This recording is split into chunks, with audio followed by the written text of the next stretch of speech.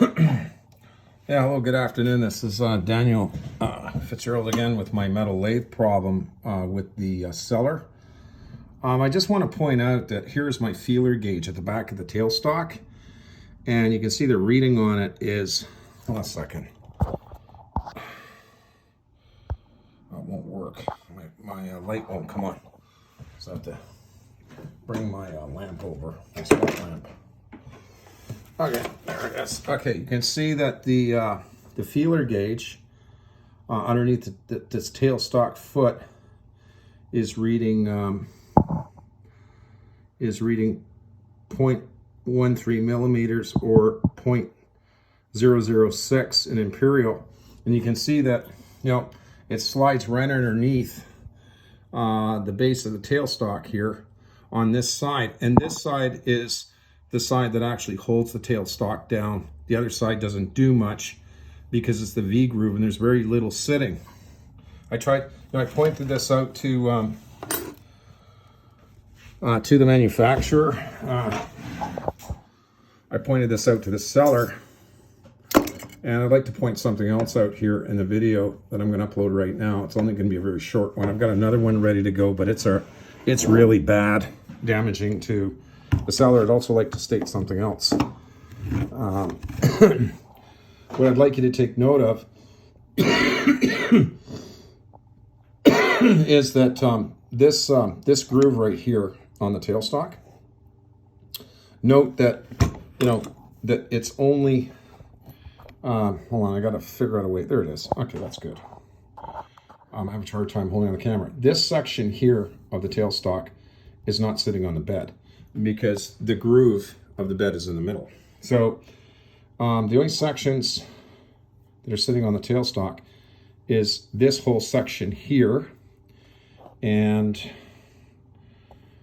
this section here and in here and in here. But the lathe, or the tailstock is on an angle upward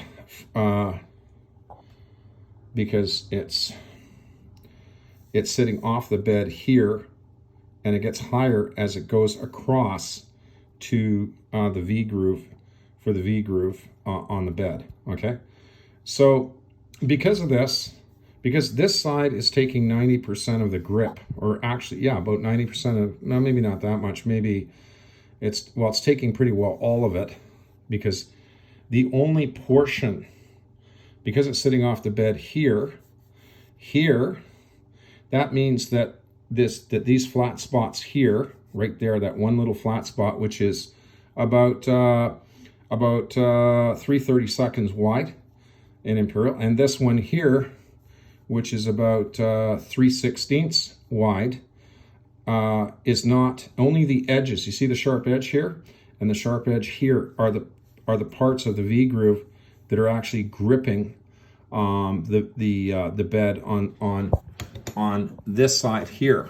Okay, now if it's not just the edges here, maybe, I don't know, maybe a fourth of the groove on each side is actually touching the groove here.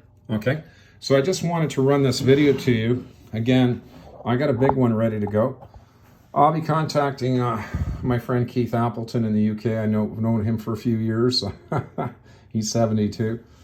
He's got connections all over the UK, along with other machinists, because this seller has to be stopped. And Amazon is guilty of this. Amazon and the seller are knowingly bringing in innocent people who maybe want to become a home machinist, and with the people knowing that rumors about the kind of quality that comes out of China, occasionally, which is supposed to be occasionally, in a lot of metal lathe cases in China, we see, we order lathes and we see, iron dust needs to be cleaned out of them, sharp edges to cut your fingers on, which haven't been finished. Quality control problems are very much an issue, and they have been for a very long time out of China. Many home machinists, they'll get a 7x14, a mini lathe, or they'll get a bigger one like this, you know, ordered made in China, and from places like eBay and Amazon and you know, other websites like this that deal with women's shoes and clothing, and are really not capable of even understanding the functions of a lathe or the required accuracy of metal lathes.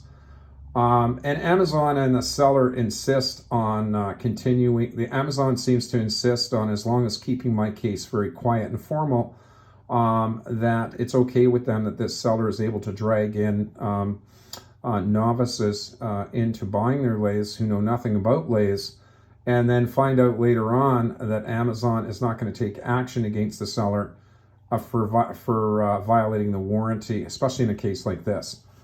Noting that, you know, Amazon even admits that, you know, that the warranty covers, you know, defective products which internally are not working properly, along with damage as a result of shipping damage or whatever the case may be. But Amazon does not enforce. They enforce all they do, Amazon, with third-party sellers of big items like this, is they force the seller to have to return the unit. In my case, I cannot do that. Amazon has misled me. Their employees have misled me. You want to talk about contradictions from one client services agent to another, spanning from India, Dominican Republic, the United States, the Philippines. I've even been transferred to Amazon client services in South Africa, in Pretoria, from Canada. So this is very much India as well. And, you know, there's some have sympathy, some don't. The bottom line is that Amazon is misleading buyers to this lathe. A lot of people will be sucked into buying this lathe on Amazon from this company based on the premise that they openly indicate in their ad that there's a 6-month warranty on parts and a lifetime service warranty, when that's just not true, okay? You will fight this company to get warranty parts. Amazon will not back you up. In which case you either end up taking civil legal action in small claims court against them, which can take time and also costs you money.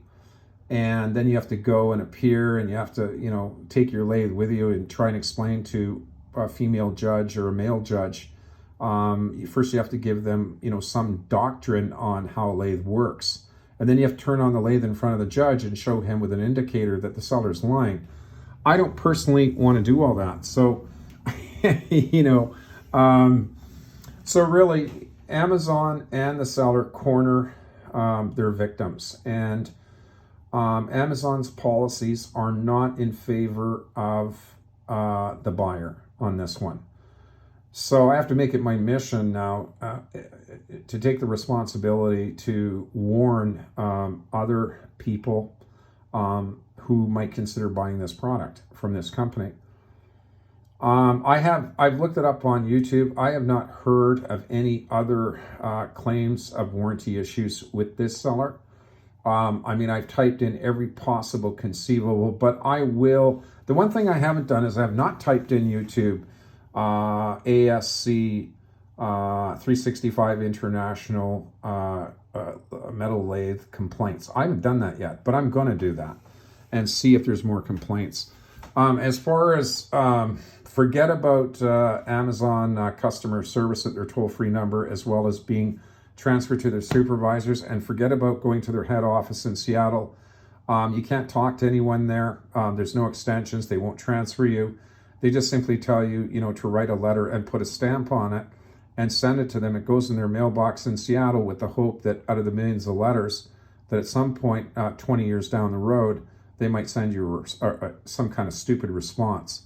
I'll be closing my account at Amazon. I have a few more things to order, but I'm a little bit concerned now, because what I've noticed is that since I've had this dispute with this seller, and, you know, I've publicly sort of embarrassed them and also been very shrewd and rude in some of my temperamental responses, not all the time, but some, in message, customer service or customer message and to sellers, buyer-seller messages, that at this time when this company pulled this, what I found to be kind of strange is that I had ordered 2 other items that don't reflect the lathe, had nothing to do with it during the time of this dispute. And in both cases, which is really unusual, and again, these were third-party sellers in China, and in both cases, both sellers canceled the 2 orders. And I'm wondering if this seller had anything to do with that. You know what I'm saying? So, I don't know. It's quite possible they did have something to do with this. I found out that this ASC 365 International out of Toronto, they're quite a big company. And they represent a lot of products, I believe, on Amazon. And they have connections with a lot of Chinese companies. So I can't really say for sure because, I haven't really ordered anything. There's a few orders that got canceled. My sprocket and chain for my gas engine for my scooter from a third-party seller in China was canceled. They claimed they didn't have any inventory. And then I said, well, I'll wait until you do. And they rejected that. And then my wife ordered some skin sun protection lotion, which was also suddenly canceled. Again, no real particular reason for the cancellation.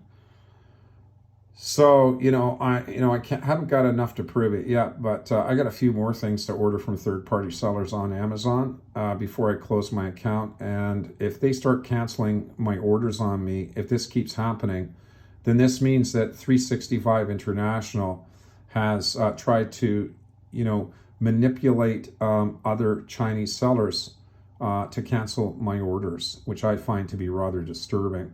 And if they're doing that, and I can prove it, then they're in big trouble because I will file against them in court here in Canada. I will file against this company.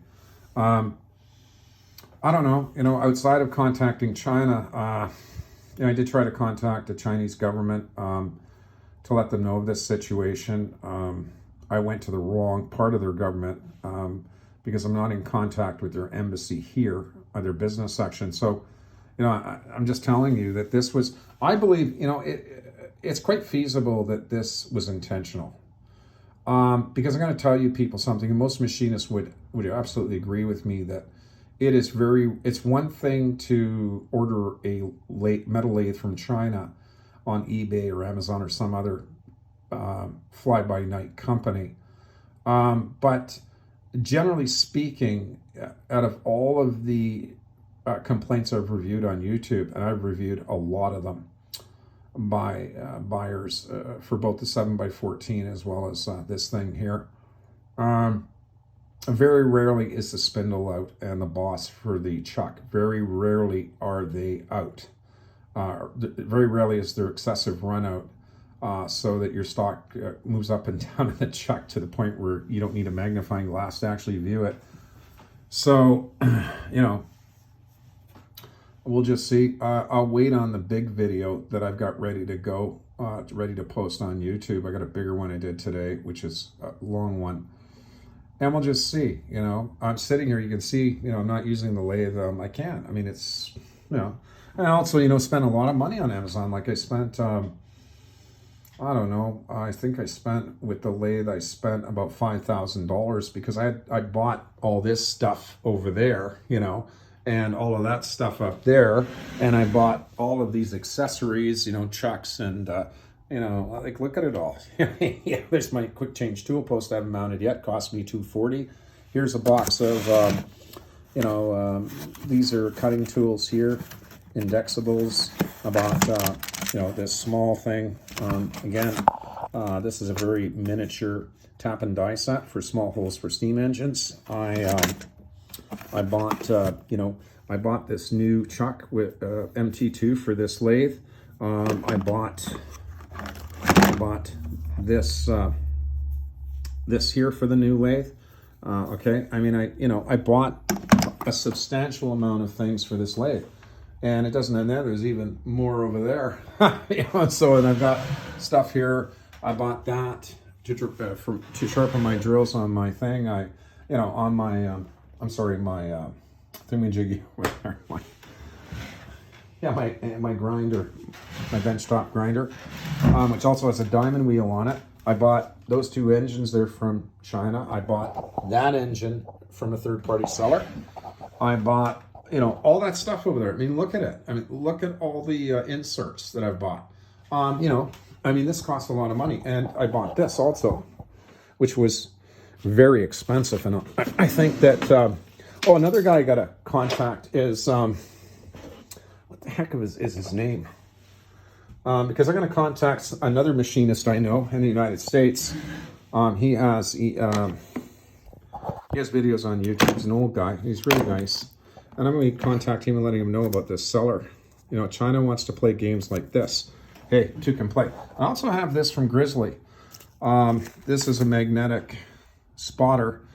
You just lay it on top of your metal piece, and you stick in one of these, which is a magnifier with an arrow on it, or crosshairs, and then you locate it, the spot between two lines on your metal, and then you use this and you pull the magnifying glass out and you stick this in here, okay, while this gauge is sitting on top of your metal at the crosshairs. So you just tap this and you've got an exact mark on, you know. And the fellow who told me about this, who showed this particular item, I can't remember his name. Tubal Cain, that's him. Yeah, Tubal Cain.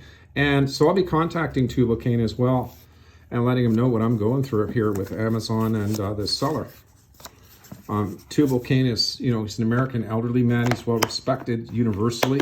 He teaches beginners, and it was because of him that I found out about this optical punch set, which I bought from Grizzly, and it was made in India, okay, for Grizzly Industrial. It's because of Tubal Cain that I found out about this, and I decided to buy one, and it wasn't cheap, and I bought it from Amazon. Cost me Canadian, I think it was $150 or something. I also bought some outside micrometers, a 1-inch, 2-inch, and 3-inch. It's over there in that black case on my shelf there. That cost me, I think I got it at a good deal on it. It was $120. So, you know, and I also have bought this, which cost me a lot of money. Let me get it here. I also bought this little guy right here. Why did I get it? Because of Tubal Cain. This is it. And this little guy cost me a fortune. Okay, that cost me quite a bit of money. I think I have batteries in it. Yeah, I do. Yeah, see, it's digital readout, and I haven't even used it yet. You know, and this thing was around, I think with taxes and everything, it was $180. And there it is. You know, you can mark your metal on here. You put it on, like I have a glass surface there. I don't have a granite block. I didn't buy one, so I have to use that glass surface there for marking metal with this. So, I mean, these things cost me a lot of money, and I haven't even been able to use them because of this lathe. I mean, it's all my new tooling sitting. And Amazon is being really nasty, and they're siding with the seller. They're just, all they're doing, they're agreeing with me, of course. You know, most people at Amazon absolutely agree, but then what they turn around and do is they turn around and stand by their policy of, you know, first of all, Amazon's very deceptive in this sale because they don't warn you that, first of all, if the lathe is defective, and people should be warned of this up front, if your lathe arrives defective and you have to send it back to this seller will make you pay for the shipping. Regardless of whether Amazon refunds you or not, they will make you pay for the shipping. Why didn't I send it back? Because I was trying to get the parts. Because I didn't have extra money to buy a lathe here. I'd spent it on all these accessories at Amazon. Had I not spent all my money on all of these accessories, and I got some things that are unrelated too, which were expensive. But the point is, I would have had the money to buy the lathe here. Which was $3,000 from Busy Beat Canada, and I should have done that. So, you know, this is a big loss for me. And I don't know. I could order it from AliExpress. the spindle's I think $163, $75 for shipping, and then there's duties and taxes, and I won't have that money for, I don't know, at least a few months. That's if I decide to do that. I may just shelve the whole lathe altogether and just forget it. You know, I'm really mad, and I don't think anybody out there in the world is going to blame me for being really, really mad, because all of my money in the accessories is a waste. It's all thrown out the window. Okay, I spent every cent I had on this. It was a one-time shot, you know. So Amazon can rest assured that I'm going to close my account, and they better believe it. That's coming, and I'm closing my account, and that's coming. And it's going to go. Thank you very much. I hope you all have a nice weekend. And we'll see what this seller has to. I wasn't even informed by the seller in Toronto that my case for a refund had been handed over to some John Doe in China. And I didn't even know. Like, I did not know. All I knew was I started getting seller messages in my Amazon account at 2 and 4 in the morning, and I'd wake up, go into Amazon, into my account, and bingo, here was a couple of messages from China. But I only knew because of the time difference. Because the company in Toronto, the seller, they're only open from 8 to 5. So I thought, what, is the seller in Toronto getting up at night at home, you know, to send me messages at Amazon? They didn't even, the seller in Toronto never even informed me that I would be getting messages from some entity in China who refuses to disclose who they are. Traditionally, I have had a lot of experience dealing directly with Chinese manufacturers. In the past, I used to import diesel engines. So, you know, I know how their factories work and communicating with them. Now, this company that apparently emails from China, who doesn't want to identify themselves, and on top of that, the warranty's outside of Amazon.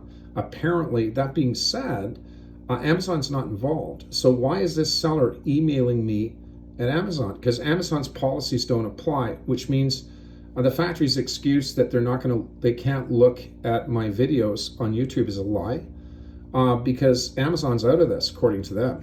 All right.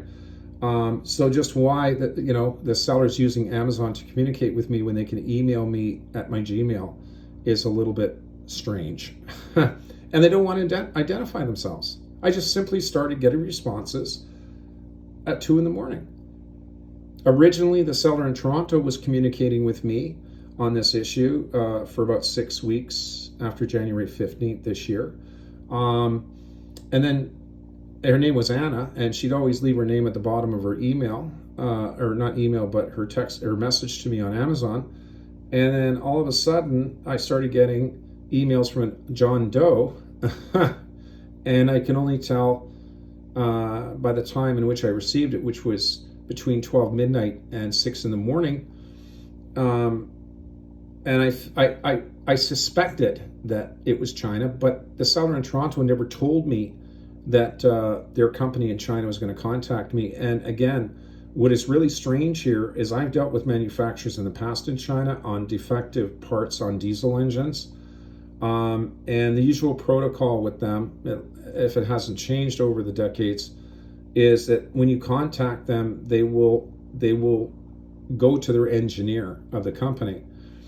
And if you give them technical information on a defective part, okay, they will go and tell the engineer, and then the engineer will take a look at what the mathematics you're sending them reads, and usually they trust you. You know, they do trust, and that's it. And then if you tell them that, they'll say, okay, we're going to send you a replacement part.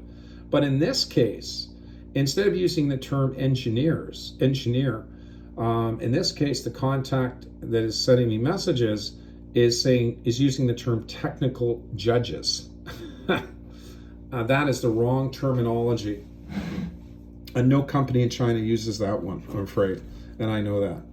When you contact about a defective part or a defective item with several defective parts where the factory hasn't machined them to internationally accepted tolerances, making the item virtually unusable. Usually when you contact them, they'll contact you back saying, okay, we're going to talk to our engineer and we'll get back to you. This is what I've seen before many times. So just who this seller has contacted in China is a mystery. And incidentally, the factories usually identify themselves in their transmission. They'll say, oh, this is Zhang Xing machine company from China. I'm a representative of the company. And I have contact with the engineer of our company, and we've received information about your problem from the retailer in Toronto, and we want to look into this further. Can you please indicate to us by email what is the problem? And they're pretty good about it usually. This is very strange. I'm going to tell you folks this on Amazon. This is really, really weird. Like there's something wrong with this one. Just trust me on it. So I have not contacted Keith Appleton in the UK yet. I have not contacted Tubal Cain. I haven't contacted Blondie Hacks yet in the US. I haven't contacted anyone yet. And I'm going to be contacting Grizzly as well, and telling them I'm going to be contacting some companies here in Canada to tell them what this company's done to me. This is serious because also I paid $165 for a 4-jaw independent chuck from Amazon to fit this lathe, and the seller doesn't even provide an extra 4 holes in the spindle for a 4-jaw. That's really strange, because if you buy a 7x14, the smaller one on Amazon, they give you a spindle a plate that has not just 3 holes for the 3-jaw, but has 4 holes for a 4-jaw. So this is really weird. What I may do, I don't know. I'm thinking it over. I just don't know. I might just scrap this lathe and take it off. I may order a 7x14 from some other supplier, not Amazon. They're done. And I may pull this one down, because the 7x14 can do the work that this one can do, although it's a little bit more difficult for my steam engines. It can do it. And the 7x14 I believe is a far better, more accurate machine. This thing's a pile of junk, and I'm warning all of you buyers out there, all you machinists, that this particular WM210V is a very sad case. Not only that, but if you look at this, the dial here, and I just noticed this. Actually, I didn't even know, but watch this. You see how it's warped as you're spinning it? You can see the dial kind of moving up and down there, like it's I don't know, the handle's not very good. Also, these dials here, the cross slide dial is fine. There's no problem with the cross slide dial, but the compound slide dial, very tricky to tighten the 3 set screws here with enough tension. You're constantly playing with the bolt, the nut in here, and the set screws to get this thing to run smoothly without it lifting off of the razor block. So, maybe, I don't know, I might buy a new spindle. If I can't get them to supply one, I will maybe buy one from AliExpress. The problem is I'm scared that the spindle boss on the new one I get from AliExpress may not be accurate. It's going to take me 2 or 3 months before I can buy it, because I don't have the money. So, and it's quite expensive. And then I have to take the whole machine apart. I got to take the back off to pull the spindle, and the bearings have to come out. And I'm not even sure how to take it out, because I'm not sure. It has to obviously come out in this direction to replace it with a new one. There's no other direction for it to go, so it must come out. But the problem is I'm not sure exactly whether I use a block of wood and my mallet, not my hammer, my rubber mallet, to pop it out. I don't know if the bearings are pressed on to the point where they're so tight that trying to bang it out won't work. You know, I don't want to crack the casting of the of the box here. I don't want to, because this is cast iron under here, so I don't want to crack. Cast iron, you know, is not as strong as most people think. The weakness of cast iron is it cracks very easily, and I don't particularly care for lathes made out of cast iron. I would rather have one made out of solid steel, sincerely, because the steel is the only way to go. I think cast iron is a cheap way out for Chinese manufacturers. Lathes built in the UK, like the Myford and the Colchester in the United States, and other lathes, from companies in the past, or some guys are running Atlas lathes that are 1932, and they're running perfectly. This was a time when they really built good quality stuff, and they don't build it anymore. And if you can buy one, I checked out a lathe. I'm not sure what company it was in the States, but I recognize the name. And this lathe is beautiful. I mean, it's beautiful. You know how much it is? $15,000, and it's no more than I think it's a 10 by 18. Yeah, 10 by 18. But this is top-notch stuff, okay, made in the States.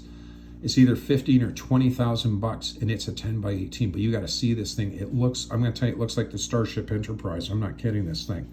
So, yeah, I try to laugh at these things. I try to be a little bit comical. It's really upsetting for me that I'm sitting here, I can't use it.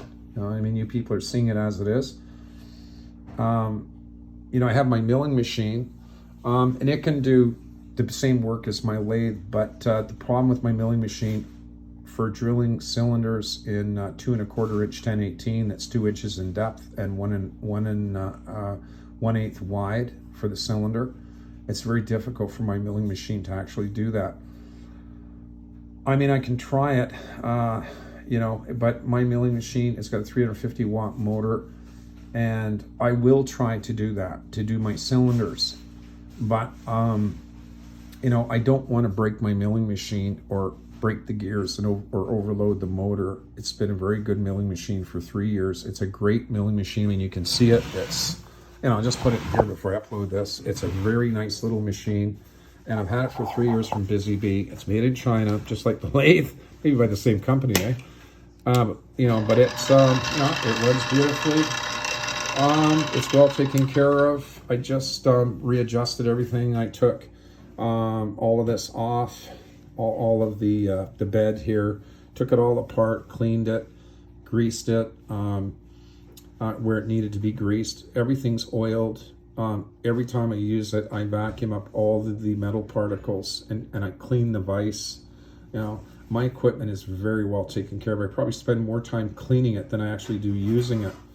Especially if I'm working with hard steel. If I'm working with 1018, I'm working with tool steel or something like that. The metal particles coming off of this steel is very tough, and cast iron doesn't have a prayer and regarding steel particles. So I'm very, very careful. That's why my milling machine is in such good shape. Like, it's like brand new, and it works beautifully. You don't hear the motor cutting out on it, like this thing does. And you can see this in my video. One of my videos down below, I posted it with these, and the first part of the video is I've got my hand on the dial here, and you can see me turning it up, right? And I turn it up, and the motor cuts out. Now, it's not doing it right now. See, it's intermittent. So it's really intermittent. And as far as the accuracy of the tailstock, or the spindle here on this section, my lamp's too bright. Hold on, let me move it. As I said in my previous videos, this part of the spindle is perfectly accurate. My test indicator does not virtually move off the zero. So it's right on. It's the boss, okay? The boss of bosses, which is a rarity in the lathe world. So I'm gonna let you all go, and I'm at 34 minutes. So I'm going to upload this to Amazon, okay? Have a nice weekend, and thank you.